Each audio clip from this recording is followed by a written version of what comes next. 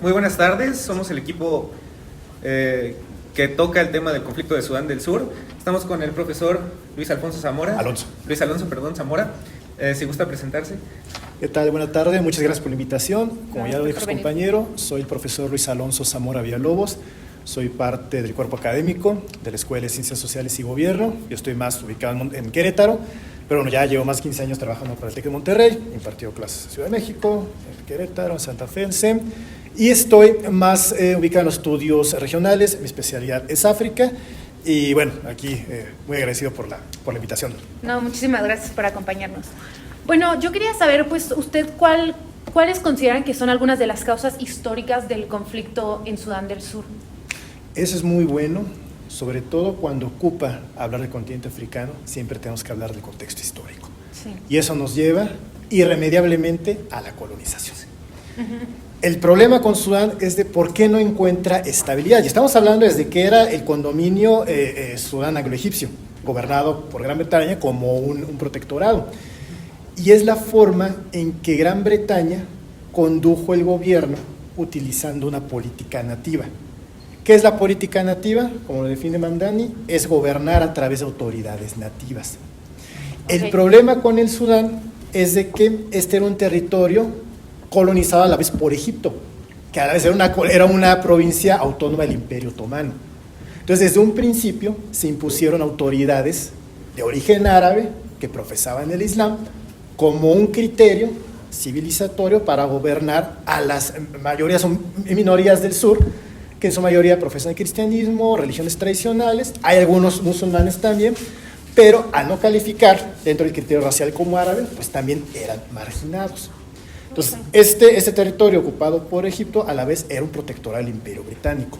Entonces, eso empezó a crear esta desestabilización del tejido social, porque eran regidos por una élite musulmana que a su vez era regida desde el Cairo y bajo un dominio colonial británico, que dentro de esa estructura de política nativa se le daban mayores privilegios, mayor deferencia a esas autoridades urbanas notables de origen árabe que profesaban el Islam, y bueno, estas marginaban o no integraban al juego político, al pastel, a las poblaciones negras, a las poblaciones que profesaban el cristianismo o que profesaban sus religiones tradicionales.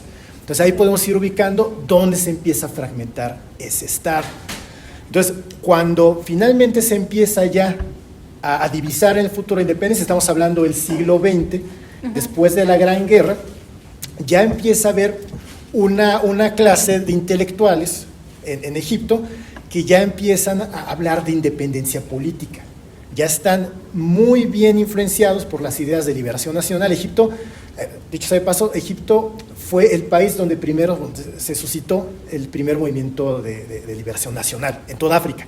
Entonces, por todas las características de la colonización en Egipto, la invasión árabe, también la libertad de academia, eso permitió madurar el ideal nacionalista vinculado con un territorio.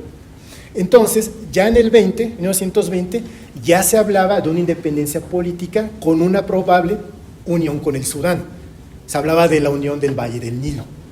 Sin embargo, los británicos otorgan independencia por cuestiones exógenas en 1922, pero de manera simbólica.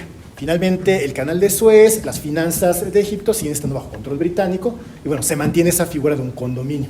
Pero ya se estaba, de alguna forma, aceptando la idea de que ante un eventual independencia política, Egipto y Sudán quedarían como un solo territorio. ¿Por qué? Porque dentro de esa independencia política, esta corriente intelectual proponía un Estado secular, un Estado unitario, por encima de las diferencias étnicas o religiosas.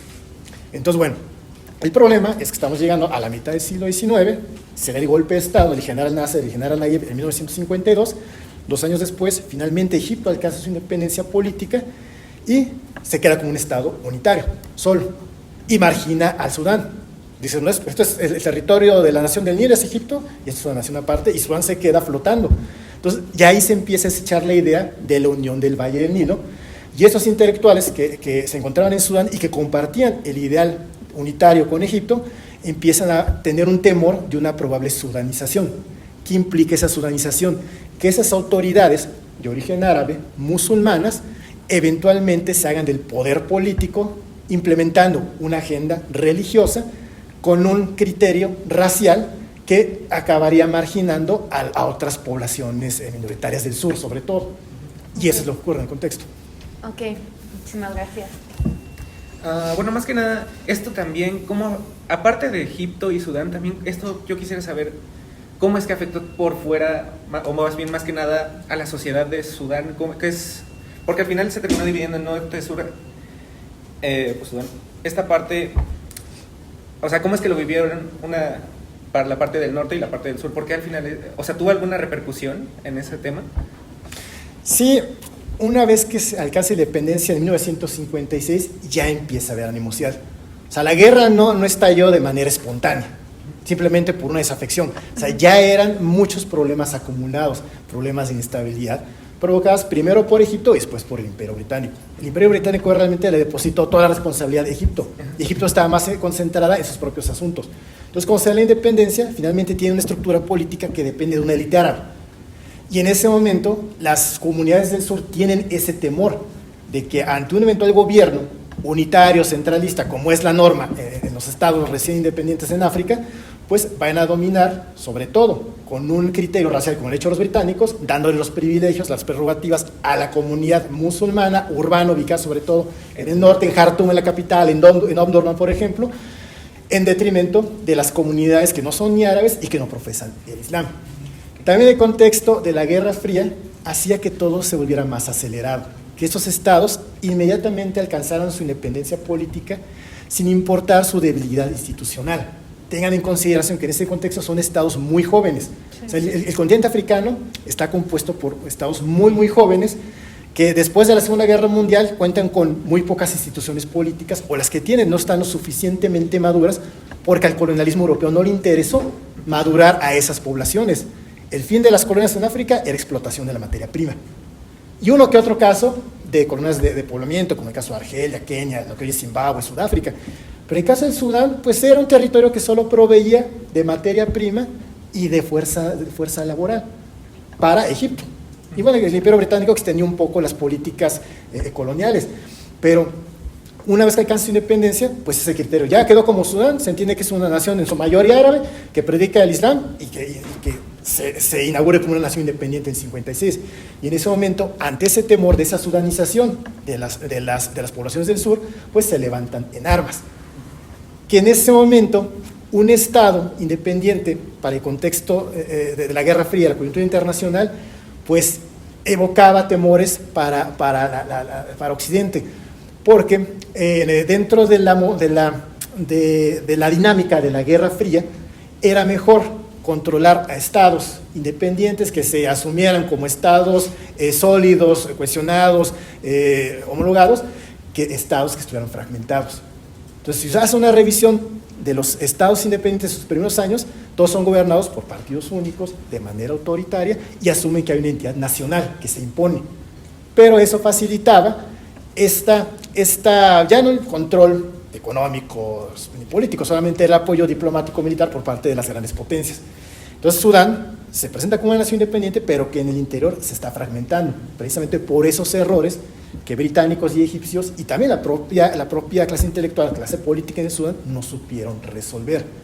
Pero para las dinámicas de la Guerra Fría era aceptado, porque también hay que tomar en cuenta que existía todavía, para Occidente de Norte global, esta etiqueta racista, eurocentrista, de que son estados tribales, de que son estados que no están civilizados.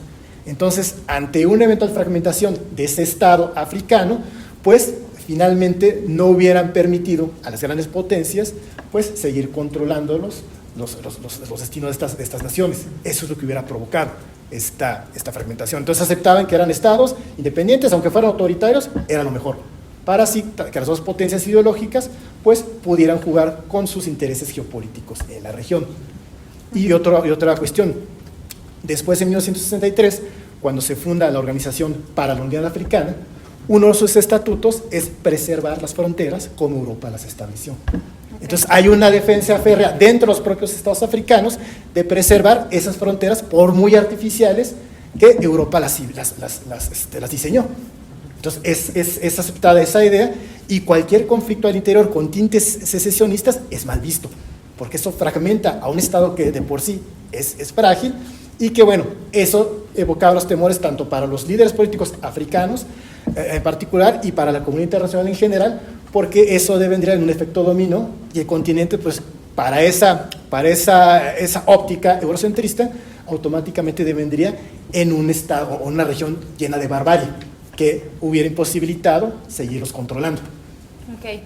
Y bueno, pues entonces justo de que Europa pues coloniza y después se va, ¿no? ¿Usted considera que dejaron pues a África y en especial a Sudán del Sur con muchos como problemas económicos que han agravado la situación actualmente? O sea, que eso como es un estado que pues tal vez todavía depende, no estoy segura de que mucha inversión extranjera. ¿Usted considera que estas situaciones económicas pueden pues hacer que la situación sea aún más grave? Sí, claro.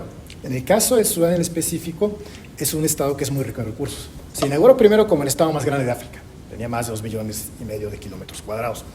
Y bueno, dotado de recursos minerales como el petróleo, como gas natural, hay una considerable proporción de yacimientos petroleros, es profuso en la zona del sur, los recursos ganaderos, los recursos agrícolas, el 90% del petróleo está en el sur, pero bueno, como se trataba de un estado casi petrolero, casi rentista, que dependía de sus ingresos por parte del petróleo, pues bueno, eso fue aceptado. Finalmente Sudán proveía de ese petróleo para las naciones occidentales, también para las naciones del bloque oriental, también era parte de los bloques de cooperación de los países del Medio Oriente, y también ocupó una posición importante como un estado que defendía la causa palestina. Eso le dio mucha proyección internacional al Sudán. Después de la terrible guerra de junio del 67, con la pérdida de territorios de Jordania, de Egipto y de Siria, Sudán se vuelve el foco de la causa palestina. Se convoca a una cumbre para condenar la ocupación de territorios por parte de Israel, y pues la mayoría de naciones árabes, junto con varias naciones africanas, pues designan a Sudán como el baluarte simbólico de esa lucha. Entonces, Sudán desde fuera es visto como un estado, no quiero decir rebelde, pero más bien como un estado que se echa a los hombros la causa del tercer mundo, la causa revolucionaria, antiimperialista, y bueno, en este caso, canalizada en el apoyo palestino. Entonces, no se critica mucho lo que pasa al interior, pero mientras eso ocurre, esto pasa a nivel exterior, no es visto Sudán como un ejemplo, que bueno, apoya la causa de otros estados que están siendo sometidos por las potencias, pero el interior, esa élite sigue dominando a una minoría, a la cual sigue esta dinámica vertical de que estas poblaciones minoritarias únicamente proveen de tierra y de fuerza laboral a las élites del norte. O sea, pese a que el petróleo está en el sur, pero esas minorías que se encuentran en el sur no reciben las ganancias. O sea, el petróleo es muy redituable, pero esos réditos no se ven reflejados en el sur. Eso crea más desafección, y muchas de las élites del norte siguen teniendo control sobre las tierras del sur. Porque insisto, los británicos lo que hicieron fue que esas élites del norte pudieran tener acceso a esas tierras para tener el acceso, el control de la mano de obra de esas poblaciones. Okay. O sea, siempre se pintó como un conflicto casi religioso, pero por encima de eso es una cuestión de recursos, de mano de obra, y también por una cuestión de que los británicos y los egipcios no supieron repartir el poder. Pues ya justo estamos hablando de esta parte de que tenían estos conflictos en cuanto a más que nada esta diversidad de religión y todo esto. ¿Estos mismos conflictos cree que siguen presentes ahorita? O sea, ¿cree que este tema no ha cambiado, no ha evolucionado, sino que más bien se ha mantenido? ¿O cree que sí ha evolucionado algo más? No, se sigue dando. No sé si voy a adelantar ahorita, si quema algunos cartuchos. El problema es de que la separación o la independencia de Sudán del Sur se dio de una manera muy acelerada, sobre todo por la presión de los cabildos de Estados Unidos. El primer movimiento rebelde hay que entender que hubo dos conflictos. Uno que va desde el 56, cuando recién se inaugura Sudán, está en un conflicto liderado por el Movimiento de Liberación de Sudán del Sur y otros grupos rebeldes como los Añaña, que es el veneno de víbora, pero que ellos son un poco más radicales.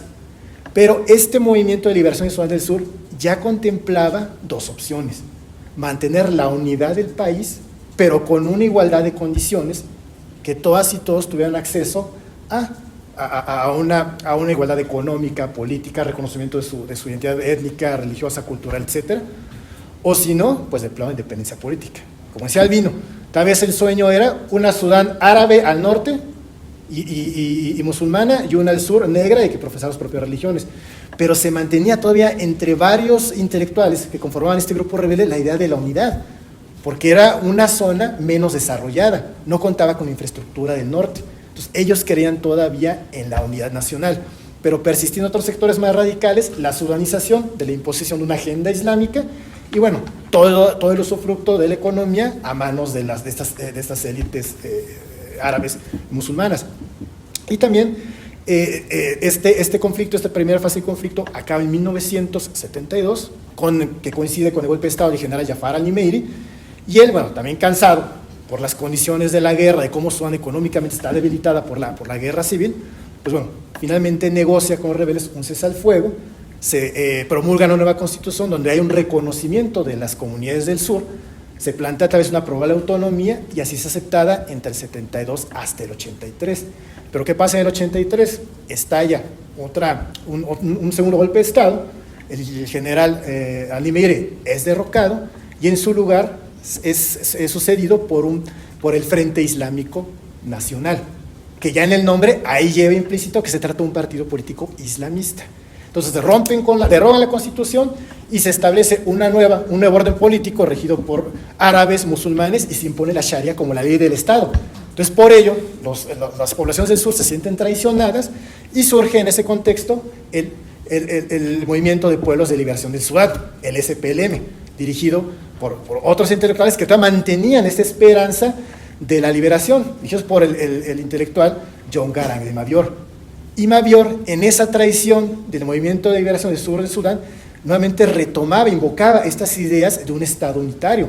Para este grupo rebelde, que es el que a la fecha mantiene el poder en Sudán del Sur, tenían tres opciones.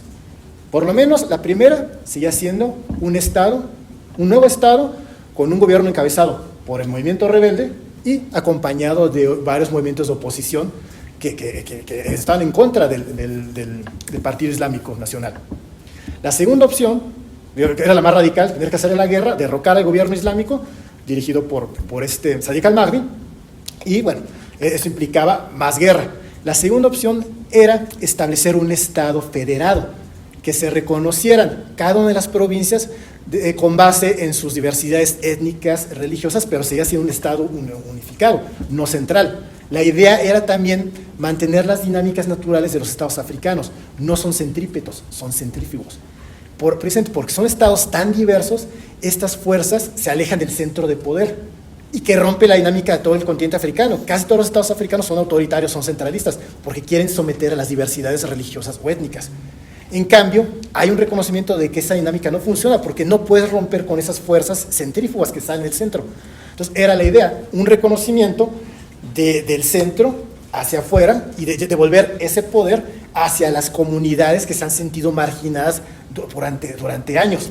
Entonces, esa era tal vez la opción más viable. Y ya de plano, si el gobierno no cedía ante una negociación, la independencia política. Pero estos grupos rebeldes, primero el MLSS y después el SPLM, siempre contemplaron un Estado unitario. Y ya al final, la independencia política, la autodeterminación, ante un eventual impas por el norte, que no cedía ante las negociaciones. El problema es con el involucramiento de Estados Unidos. Estados Unidos desechó las dos primeras opciones y la idea era, pues, se sienten mejor, autodeterminación. Okay.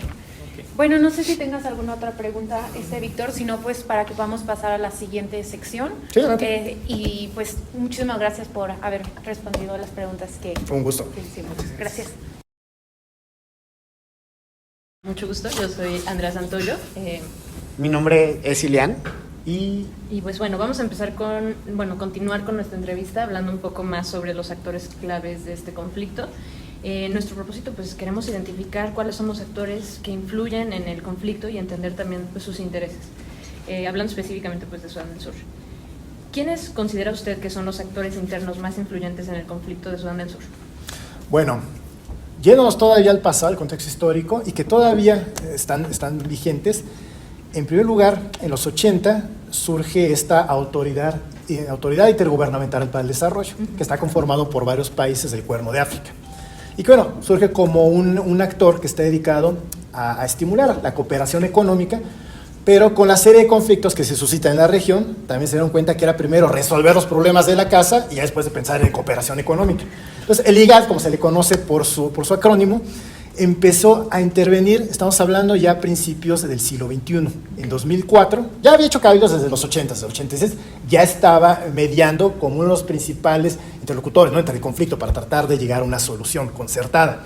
Entonces hay que ver al IGAD como una iniciativa propiamente africana, conformada por estados. Estamos hablando de Kenia, Tanzania, Etiopía, la misma Sudán, Djibouti, bueno, Djibouti después salió, Eritrea, etc. Pero bueno, ahí están jugando un papel importante en las negociaciones. Y que todavía en el 2002 dejan como antecedente ya prácticamente el preámbulo para el Acuerdo de Paz Integral 2005. El famoso Acuerdo de Machacos, ya en Naivasha, en Kenia, también se había firmado antes ese acuerdo. Otro actor importante, evidentemente, aunque queda siempre corto en sus intenciones, es la Unión Africana. Sí, claro. Estamos hablando que primero fue la UA, pero la UA tiene todo menos unidad, estaba más preocupada en cuestiones anticoloniales, y finalmente viene esa transición en 2002, que surge como una nueva Unión Africana, pero que no tiene tal vez la influencia suficiente para participar en el conflicto. Entonces casi toda la responsabilidad quedó puesta en el IGAD, como parte de África. Y bueno, hay actores, estamos hablando todavía de los últimos años de la Guerra Fría en los 80s, Estados Unidos es uno de los estados que más impulsaba este conflicto. Hay que tener en cuenta también el contexto regional.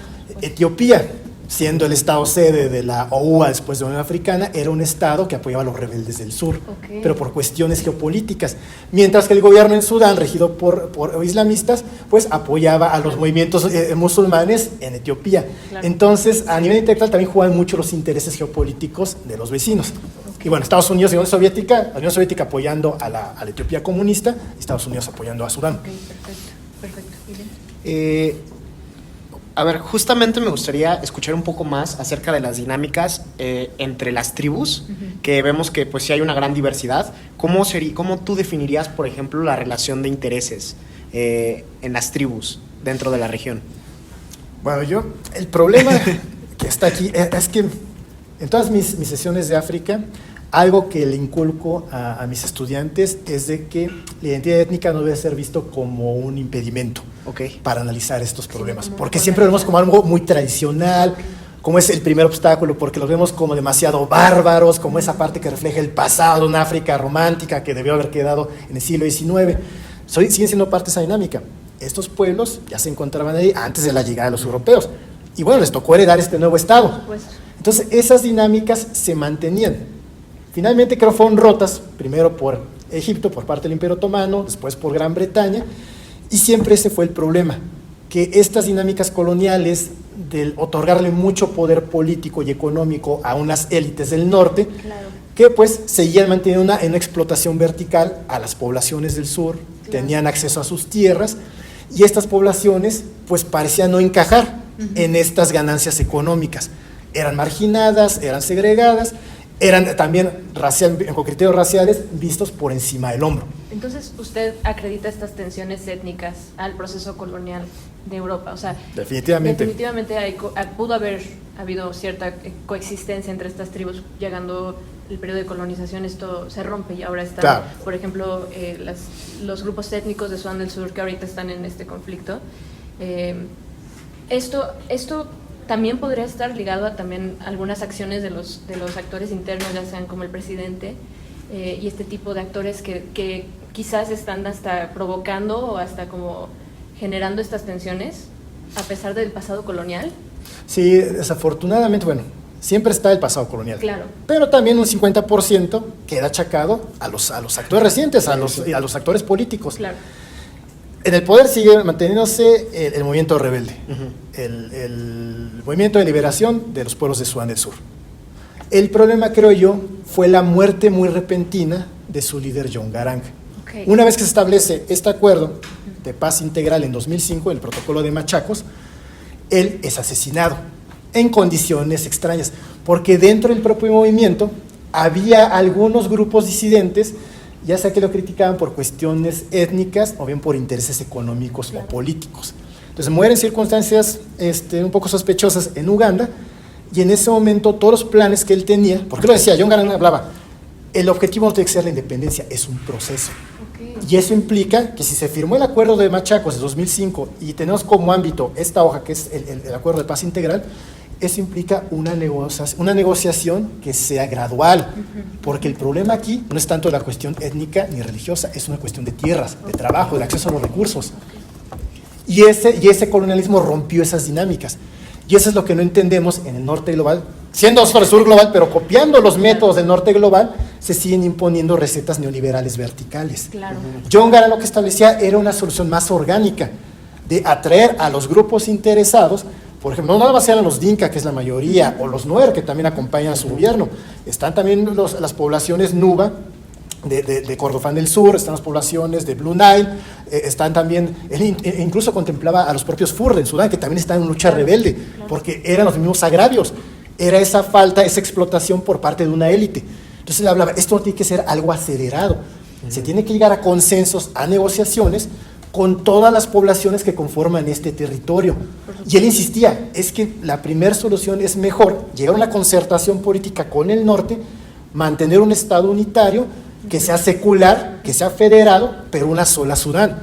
Porque estaba ese temor latente, si el Sudán se separaba, el norte se iba a quedar con el 10% del petróleo, pero tiene la infraestructura.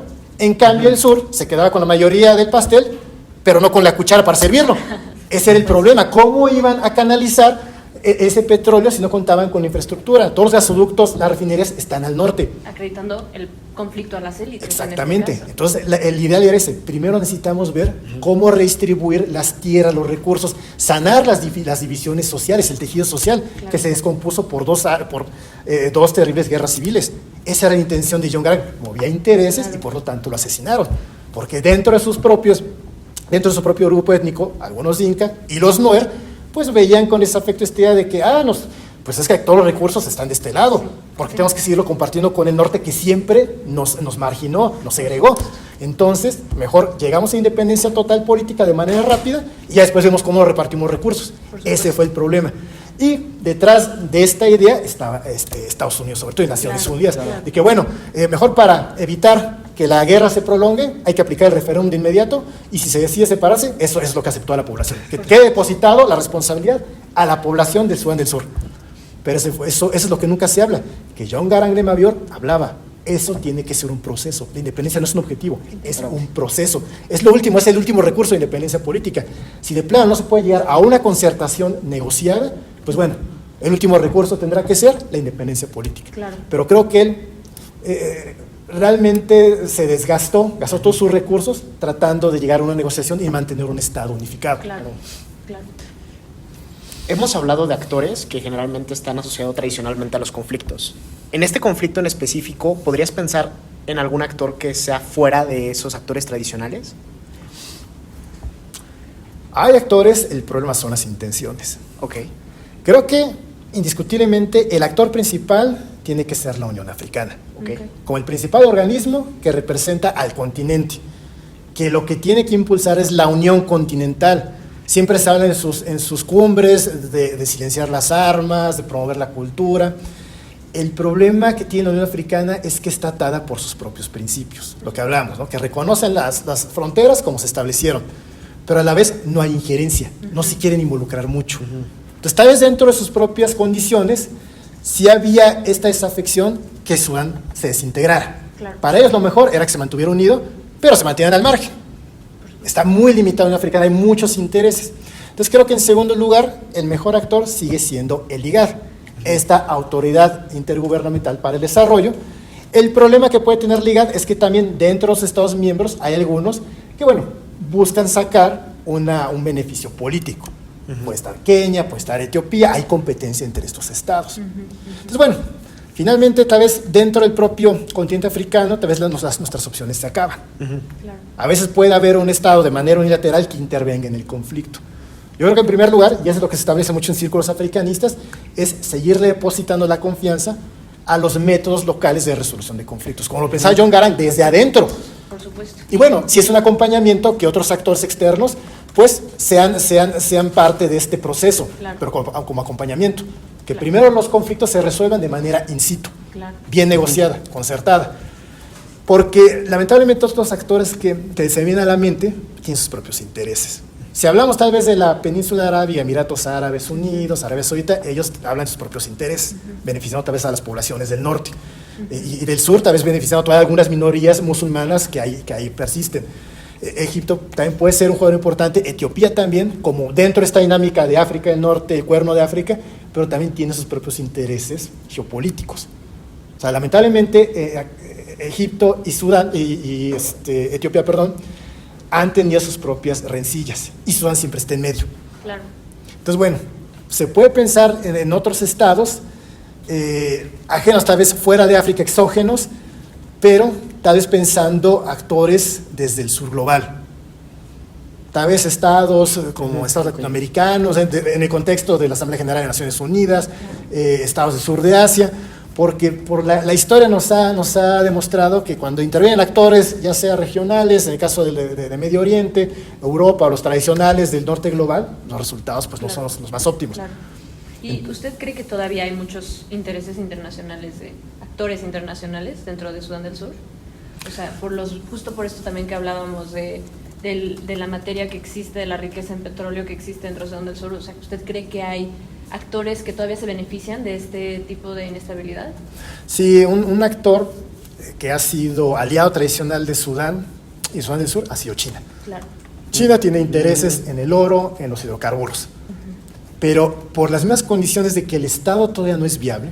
Ahorita viene a la mente el pensamiento de Giraud, ¿no? del género de las mafias en el mundo, cuando habla, es que esta profusión de estados que surgieron después de la Segunda Guerra Mundial, pues hay estados que son tan débiles a nivel político, a nivel económico, cultural, que parecen estados caricatura. Entonces Sudán pareciera encajar en esta categoría. Es un estado que después ya de 11 años de independencia política no se logra consolidar como un estado sólido. Hay muchísimas diferencias y eso pues también no permite que haya una entrada eficiente de inversión extranjera, de que se creen las instituciones sólidas a nivel político, a nivel económico, para que también haya un marco regulatorio que precisamente pues vigile esa correcta canalización de los recursos económicos provenientes del extranjero o también dentro de la propia Sudán. Lamentablemente, como ustedes lo saben, 2 años después de que Sudán del Sur se inaugura como un estado independiente en julio de 2011, pues en el 2013, por diferencias, por algunas diferencias a nivel económico, a nivel político entre el presidente y el vicepresidente, pues estalla una guerra civil. Claro. Y eso todavía prolonga la agonía de este estado. Yo creo que por actores nos sentimos como bastante interesados por las cosas que nos mencionas, y para la siguiente sección creo que vamos a retomar bastantes puntos de los que mencionabas. Por mi parte igual te quiero agradecer mucho, la verdad, muy esclarecedor, muy interesante. Un placer. Igual la manera en la que mezclas como el contexto con la actualidad, con el contexto un poco más histórico, la neta me parece muy interesante. Y yo creo que ya sería pasar para hablar de la próxima sección, que es eventos significativos de resolución del conflicto, que va a ser con mis compañeros. Muchísimas gracias. Pero muchas gracias.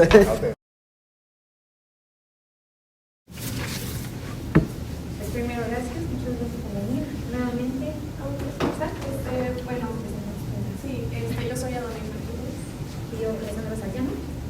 Y pues vamos a tocar ahorita un poco sobre los eventos significativos en esta resolución del conflicto. Primero que nada, me gustaría preguntarle por qué creen que ha fallado el establecimiento de un gobierno.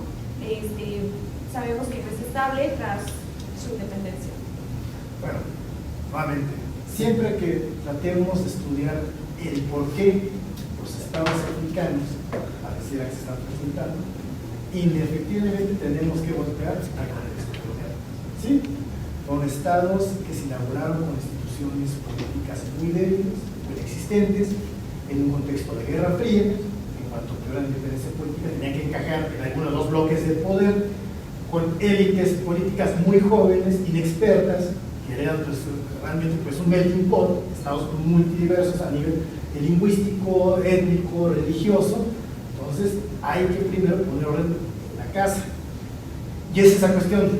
Estas élites, si bien muchos se presentan como una alternativa a esos estados imperialistas que los sometieron, llegan con una nueva receta, muchas veces copiada de modelos revolucionarios, pues, como la democracia escaparon, ¿no? Finalmente siguen gobernando como aquellos que los explotaron.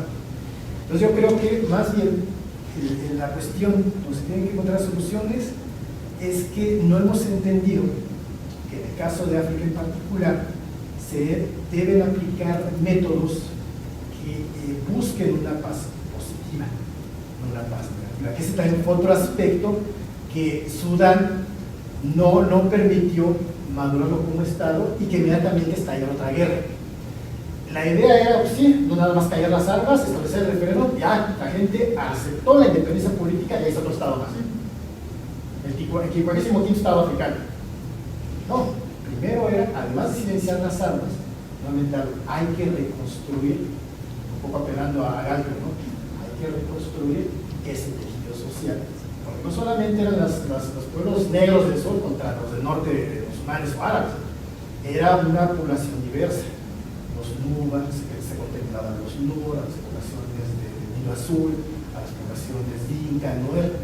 Había que recomponer ese tejido, porque dentro de esas poblaciones había algunos que se habían marcado la idea del Estado unitario federado con el Sudán y otros que, bueno, hacían independencia política. Entonces, primero había que buscar los consensos dentro de las propias poblaciones locales. Y esto implicaba, pues, que los líderes locales los llevaran a la mesa de negociación. Primero, curar las heridas de años de guerra.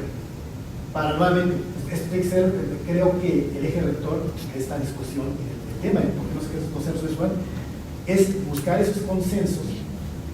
Es esta idea de la tolerancia, de aceptar la diversidad, de aceptar las diferencias en pos de un nuevo Estado y sobre todo buscar la manera de brindar justicia social. Ese yo creo que puede decir el eterno reclamo de estas poblaciones. Siempre se sintieron marginadas, segregadas por parte del norte. Pues ahora que se inaugura un Estado sí existe esa marginación, porque pues ahora estas élites políticas son las que deciden tener control de los territorios, de los recursos y de la fuerza laboral. Entonces primero hay que hablar de una solución orgánica. Faltan esos consensos, aceptar las diferencias, ser más tolerantes, también darle más agencia a las mujeres, por ejemplo. ¿Qué necesitan las mujeres? Crear también esta nueva demarcación del territorio, del espacio sur-sudanés de una forma adecuada, porque ese es uno de los principales problemas que no permite que el Estado cuaje y que también llevó a la guerra civil de 2013 hasta 18. Que ambos líderes, Riek Machar, el vicepresidente y el presidente Salva Kiir, pues querían aumentar el número de regiones y sobre todo quedarse con las que tengan mayores recursos. Y eso inevitablemente iba a llevar a más marginación. Entonces faltan mejores métodos, más orgánicos, más locales, que sean horizontales, si es que haber una participación de algún agente extranjero, de ONGs, algún Estado de una organización internacional, tiene que haber un mayor involucramiento con las poblaciones. Todo tiene que ser horizontal, no vertical, que busque una verdadera paz positiva. Porque pareciera que no les interesaba, insisto, callar las armas, que se terminara el conflicto. Y nada más en fast track, alcanzar la independencia. O sea, por eso siempre me remito a John Garang. Este Estado requiere una redistribución de los recursos y de las tierras, porque pues hay muchas animosidades dentro de las poblaciones. Es un mosaico, como el tipo de la guerra, por todo ese resentimiento que se quedó tras años de guerra. Entonces eso, buscar soluciones más concertadas, horizontales, que busquen una verdadera paz positiva. Y bueno, remitiéndonos a Galton, que hay una reconstrucción, una resolución y una reconciliación de la sociedad. Eso es lo básico para el conflicto africano. Y sobre todo ver que las etnicidades no es un impedimento para que un Estado funcione. También como parte de este nuevo Estado, que era lo que llegó aquí antes de la independencia política, se necesita una mayor información y educación de las poblaciones.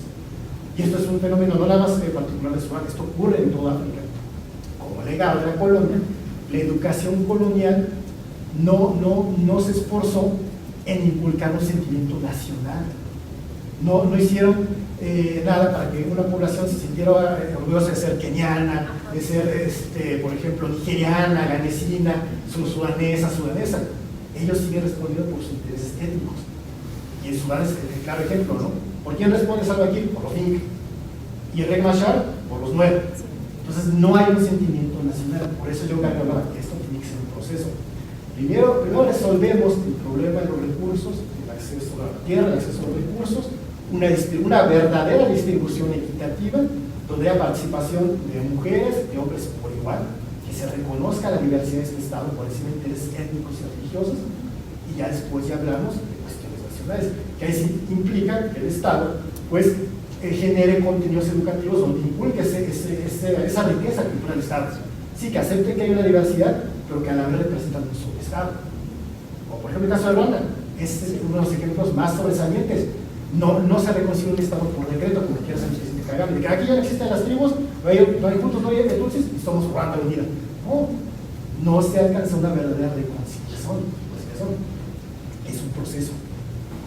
Sin esta falta de representación, que sería lo más indicado, ¿no? Para que al haber más apertura de ideales, podría ser lo que llevara como a una paz más extendida, ¿no? Claro. Y hablando de esta paz positiva y de todos estos ámbitos que les hacen falta, ¿usted cuál consideraría que son los éxitos que han tenido en torno a acuerdos de paz? Porque ha habido como etapas en donde ha habido cese de fuego y han llegado a acuerdos de paz, pero bueno, inician otra vez los conflictos. ¿Cuáles serían como esos pequeños éxitos o pequeños puntos que han hecho bien para poder tener ciertos acuerdos? Pues es que es el problema, y se repite ahorita con lo que ocurre en la guerra en Sudán, que no es una guerra civil, es una guerra entre el ejército y un grupo paramilitar, la población sin extender, ni siquiera de participación activa. Y en el caso de Sudán del Sur se dio algo similar. Fue una reyerta entre la élite política, entre el presidente, que tenía miedo de que el vicepresidente lo quisiera derrocar y entonces hacerse del pastel, de manera, bueno, para su propio pueblo, en este caso para los humanos buenos.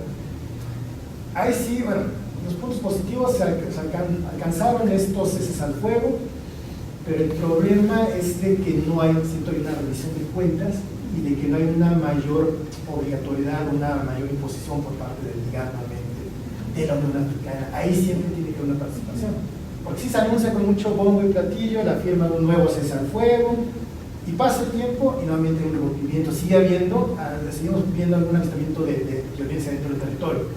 Desde 2018 fueron los principales acuerdos de que finalmente se establecer la paz, pero a la fecha no hemos visto esos resultados, porque fue nada más se estrecharon las manos entre Machar y Salva Kiir, pero sigue habiendo muchas disputas en cuanto a cómo se debe reconfigurar el territorio, en cuanto a las regiones o provincias, el acceso a recursos.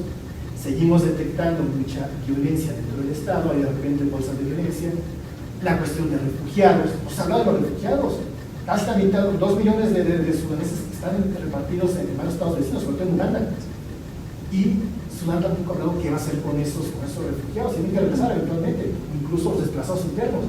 Entonces, estos acuerdos yo creo que son nada más para complacer a la comunidad internacional, de que estamos haciendo las cosas bien, pero tiempo después nos damos cuenta de que ya rompieron ese fuego y regresan a las hostilidades. Entonces, tiene que haber un mayor involucramiento de algunos actores regionales, como estados vecinos, totalmente desinteresados, pero sobre todo que haya más peso institucional dedicado a particular y la Unión Africana en general. La Unión Africana tiene que involucrarse, tiene que quitarse ese miedo de que intervenir automáticamente viola sus principios y que eso afecta a la unicidad del Estado africano.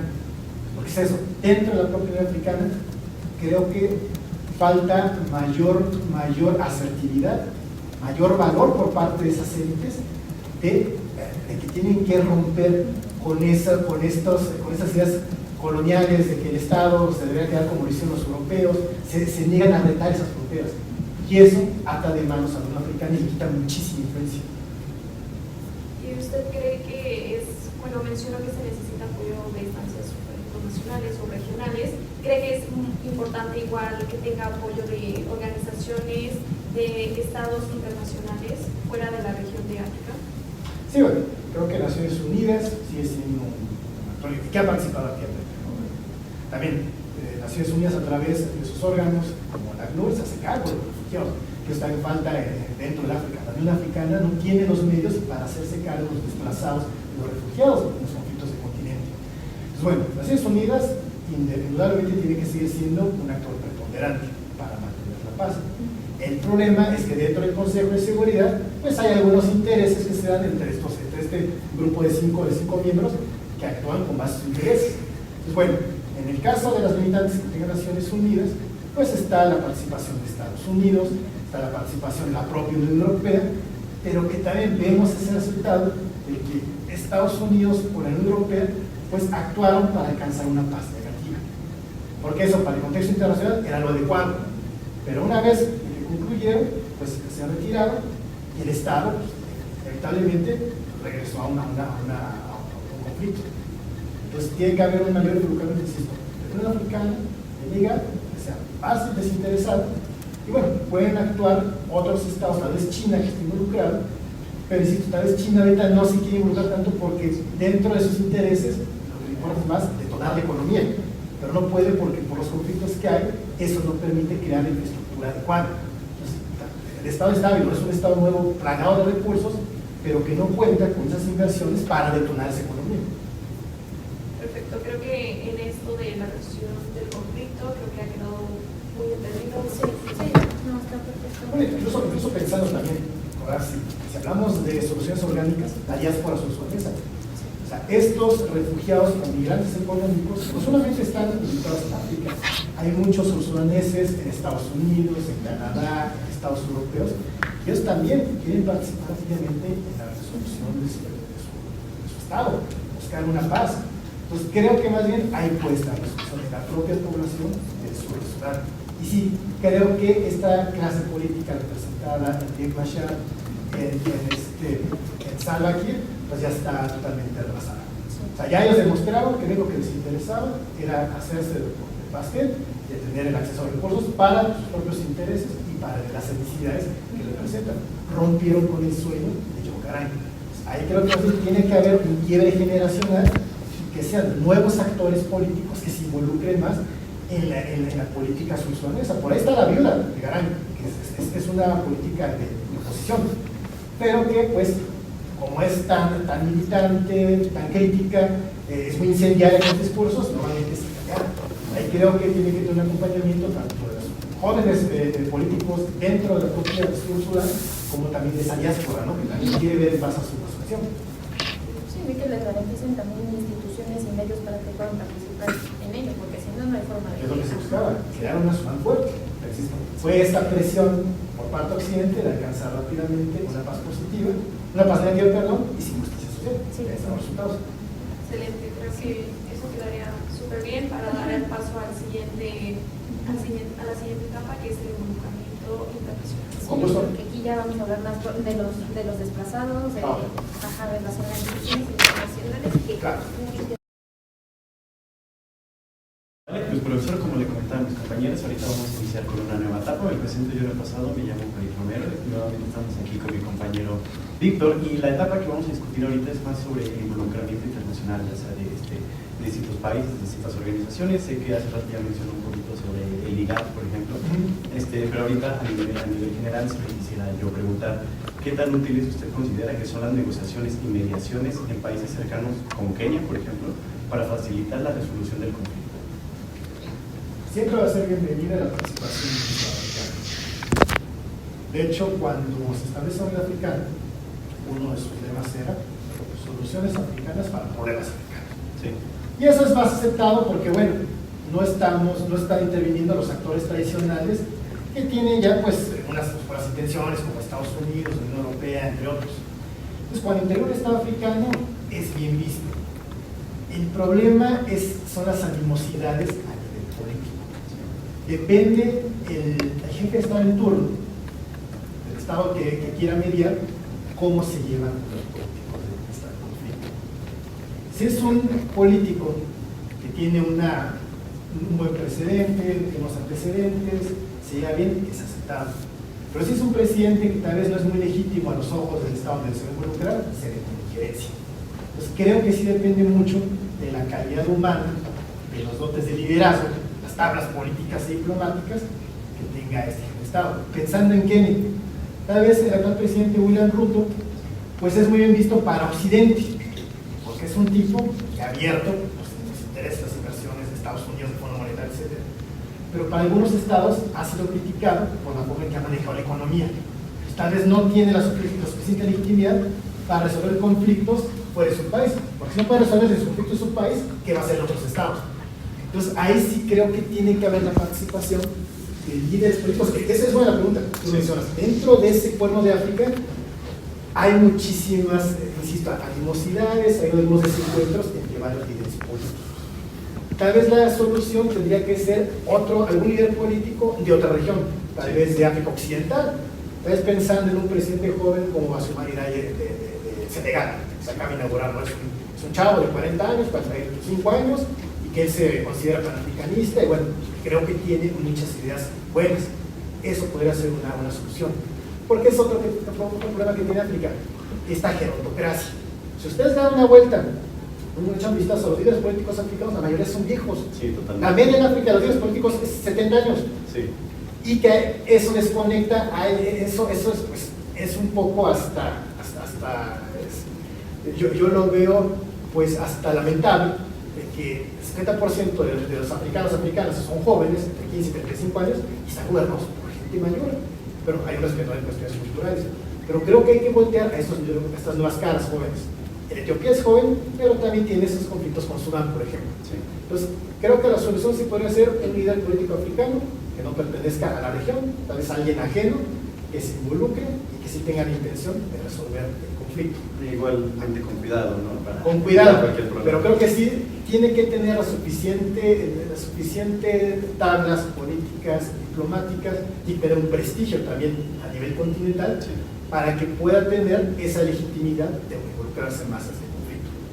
Okay. Estamos hablando a nivel regional. Obviamente, siempre hay que mantener una presencia local. Y eso es tradicional de las sociedades africanas. La Baraza, el Consejo Swahili, ¿no? Los consejos locales. Tiene que haber una participación de los líderes de cada una de las comunidades que representan este Estado.